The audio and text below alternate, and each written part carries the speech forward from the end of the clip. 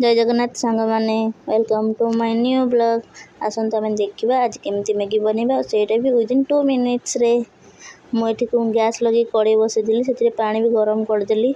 आपन जो जल्दी खाइबार अच्छे से पानी रे डायरेक्ट मैगी मसलाटा ऐड कर दिंतु कहीं दीटा शीघ्र शीघ्र हो मैगी मसला और पानी पूरा गरम होगापर मैगी ऐड करदेली।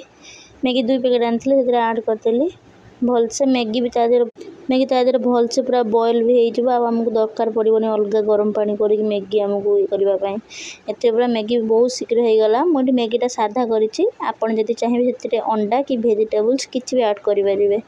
मोर आज साधा खाइबार इच्छा थी से साधा करके पलि आसिले। तापर हूँ मुझे खाइबा को बसिली खाइबाटा भी बहुत टेस्टी होता नॉर्मल साधा मैगी मत भी एमतीर मैगी बहुत टेस्टी से जमी भी हेल्ले मत सब टेस्टी। दीदी ये मत राउंड करके दौच कि तू एमती मत ये दौच कि तू एमती राउंड कर खा। आम बहुत जल्दी खाई ड्यूटी पलि गली। बाय बाय सांग माने।